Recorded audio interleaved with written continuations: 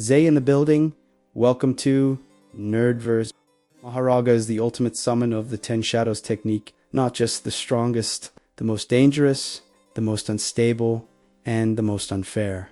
And the weird part, the story never tried to hide that from us. From the very beginning, Mahoraga is treated like something you're not supposed to use. Not like a difficult power, but like an absolute limit. Alainide.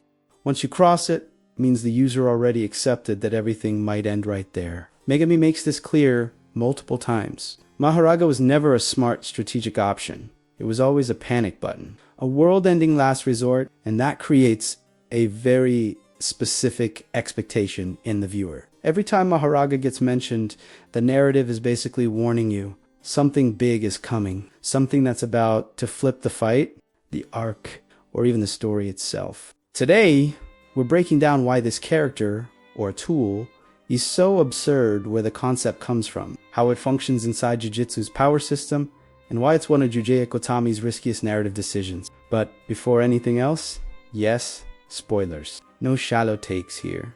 No surface level discussion. If you're not caught up with Jujutsu Kaisen, this video is not for you. Alright, let's start. Mahoraga, or Mahoraga isn't a random name. It comes straight from Buddhist and Jain concepts to very ancient religious and philosophical traditions. In those traditions, the Aragas are primordial reptilian entity closely related to the Nagas. Nagas are semi-divine figures tied to serpents, spiritual protection, rivers, cosmic balance, and natural forces. They're not good or evil in the usual moral sense. They exist to maintain order, even if keeping order requires destruction. Mahoraga belongs to a specific group known as the 8 classes of Dharma Protectors. And here's where Jujutsu's adaptation starts getting brilliant. The full title of the summon is Divine General of the 8 Divergent Swords. That 8 isn't there for aesthetics. It connects directly to the 8 classes of Dharma Protectors and to the 8 spheres attached to the wheel above Mahoraga's head. That wheel is the Dharma Chakra. The Dharma Chakra is one of Buddhism's oldest symbols. It represents the movement of cosmic law, universal order, and, most importantly, irreversible change. When the Buddha gives his first sermon, tradition says he sets the wheel of Dharma in motion. From that point on, nothing goes back to how it was. And that mirrors Mahoraga's function perfectly. Every time the wheel turns, something changes. Not only in Mahoraga, but in the logic of the fight itself. He doesn't just tank damage, he learns the phenomenon that hurt him. First, he understands the attack. Then he reduces its impact. Then he neutralizes it. And in some cases, he becomes completely immune. That's not regeneration. That's not passive resistance. That's active adaptation. Now here's another key detail in the title. Sila. In Buddhism, Sila represents virtue, ethical conduct, moral discipline, right behavior. It's deeply tied to self-control and harmony. But in Mahoraga's name, the word right before it is divergent. That changes everything. Mahoraga isn't a virtuous protector. He's a force that exists outside morality. He represents adaptation without ethics, survival without compassion. That's why he's described as a being inclined toward aggression, destruction, and calamity. He protects what's sacred, but he does it through brutal means. And narratively, that explains why no previous 10 Shadows user managed to tame him. The possession ritual always ends in death. Not because they lacked raw power, but because Mahoraga doesn't accept control. He wasn't designed to be domesticated. He was designed to test limits. Even the phrase Divine General isn't random. It echoes the 12 heavenly generals in Buddhism. Entities responsible for protecting the medicine Buddha, Sangi, Menla, Gigi, Akutami, took that concept, distorted it, and condensed it into a single entity, a general who doesn't protect through mercy, but through annihilating whatever threatens order. Visually, you can feel that Mahoraga mixes reptilian, humanoid, and divine traits. He has arms, legs, wings, and a posture that looks like a mythological creature and a living weapon at the same time.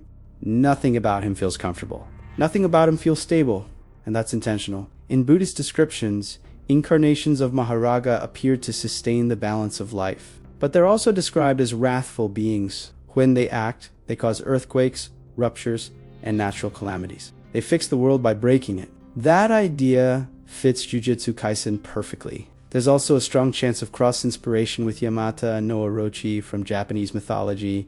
Sukuna himself makes correlations between powers, and both myth systems share symbolic structures that line up a little too well to be accidental. None of this is coincidence. Now let's talk about the Sword of Extermination.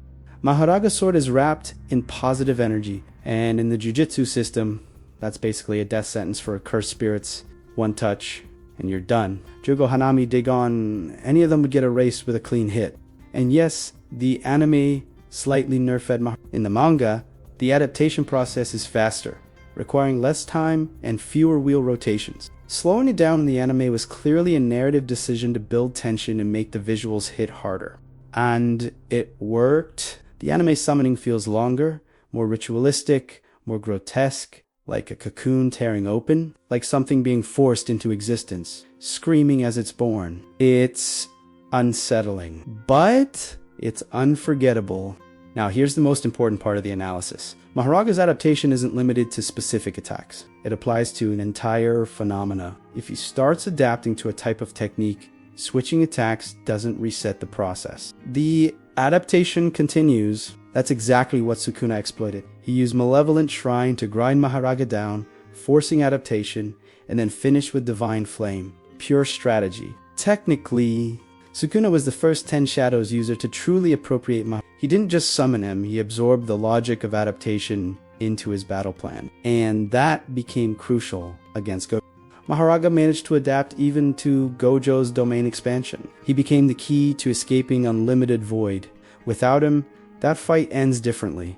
And it doesn't stop there. Mahoraga adapted to blue, altered the nature of cursed energy, and managed to hurt Gojo directly, bypassing infinity. That breaks one of the most sacred rules in the story's power system. Now we get to the controversial part.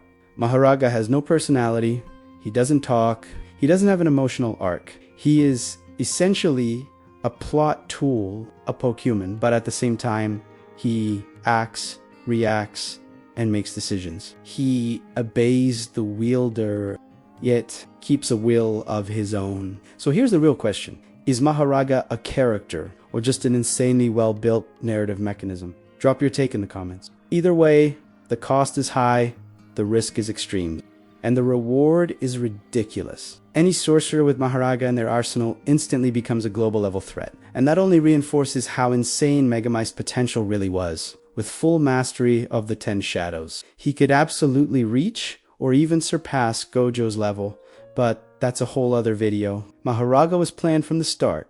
He was a narrative promise, and it was a promise delivered. Whether you love or hate Jujutsu, you can't deny it. Mahoraga changed the story. Now, I want to hear from you. What did you think of the video? Do you like this deeper type of analysis focused on concepts and storytelling mechanisms? If yes, show it, because then I'll keep bringing more. We're together.